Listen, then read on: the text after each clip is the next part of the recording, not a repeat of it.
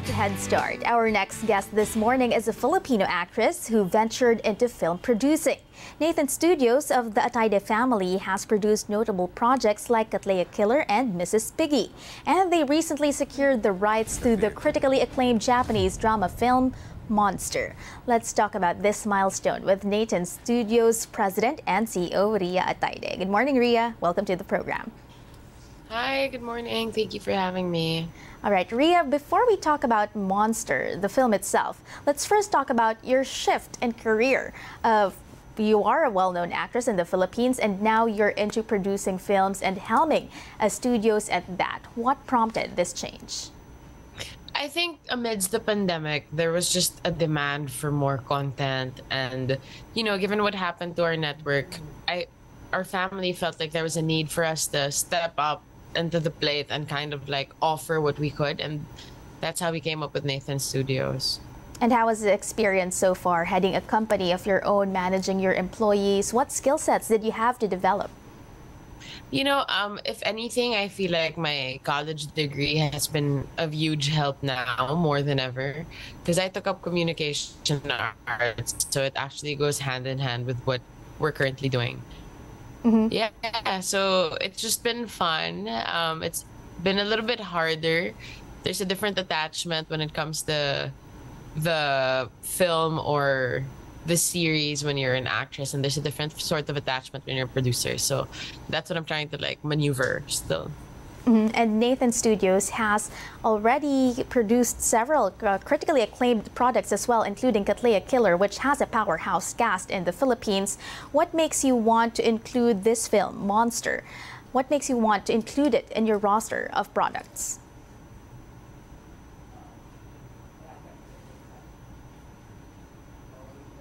Ria, can you hear me? Sorry, I think I got cut. Okay. Hello? All right. So let me. I can hear you. Okay, great.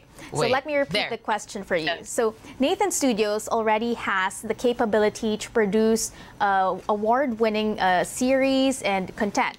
What makes you want to include Monster, this Japanese film, in your roster? I think the goal is to bridge the gap in terms of the content internationally. So we want to bring the Filipino products out, and we also want to bring in good things or good films and series that we see into the Philippines to kind of widen the range of genres that we get here in our country.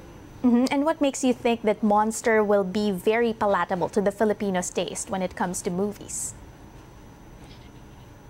It's something that's different. It's something that's new. It's a little bit of a thriller, a little bit of suspense, but it's very well written. That we chanced upon during the Cannes Film Market in May. Mm-hmm. Oh shoot! Hello. Yes, Ria, go ahead. We can still hear you. So, Ria, give us, without spoiling the plot of the film itself. I feel like I keep getting cut.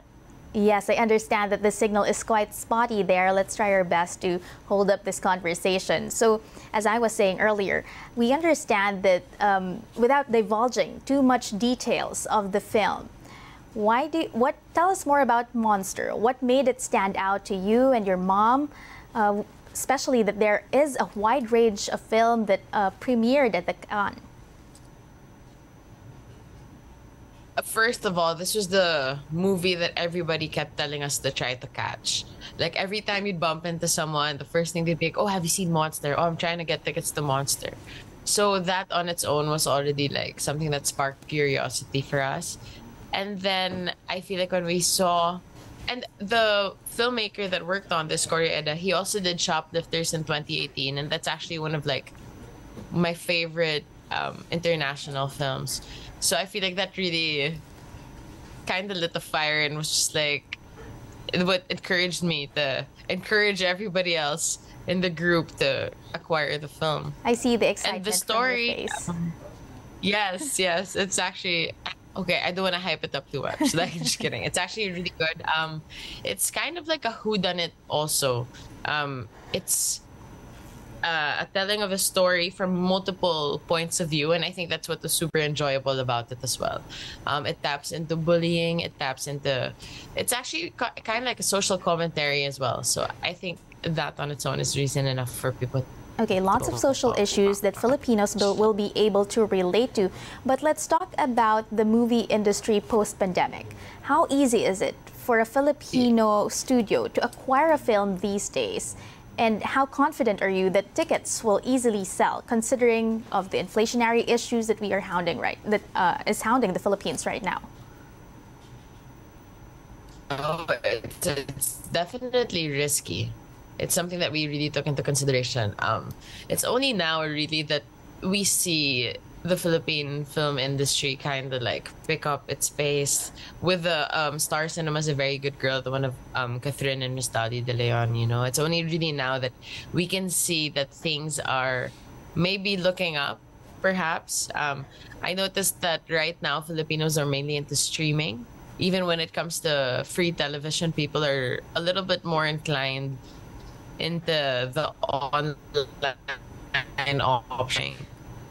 So it is a struggle, but you know, I feel like things like this, it's something that we should be encouraging so that there's more options and maybe people would want to go out for films more. And in terms of acquisition of the film, it was really a lot of just discussing with the Japanese producers or the Japanese distributors during the film market. We got to sit down with them, we got to talk to them, and it wasn't that complicated, if anything. It's, yeah, I feel like maybe this year, maybe next year, things will start to look up for the industry. Very Hopefully. optimistic outlook there, Ria. Oh, how do you plan to distribute this film in the Philippines, by the way? Will it be exclusively shown on movie theaters, or do you also have other plans regarding the distribution of this film locally, considering that you mentioned that Filipinos are now more fond of streaming their films? Or watching via streaming, I mean. Yeah, definitely that's the end goal as well. After cinematic release, perhaps we'll venture into online streaming this film. Yeah. And aside from Monster, it seems like the practical. What? Go ahead. Sorry. It seems like the practical thing to do as well to make it more reachable to everybody. After a cinematic release and then streaming. All right. And what else is in the pipeline for Nathan Studios aside from the premiere of Monster? A lot more, really. We're just doing a lot right now. After this, we still haven't officially launched Nathan Studios. Yeah, we're still doing things in line with my brother's film Topak, the one with Richard Somas, and then Katlea Killer. Those are still going around. And we do have a little bit more international films to show within the next 2 years. We were able to acquire more. And yeah, there are things in the pipeline within the next.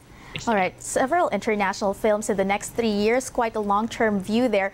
Do invite our viewers, let them know when Monster will be shown in cinemas in the Philippines and which cinemas will it be available in?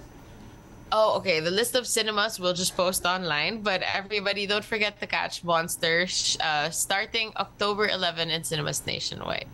All right. Thank you, Ria, for waking up quite early to join us in the program. Thank you so much, Kat. Thank you for having me. Thanks, Ria.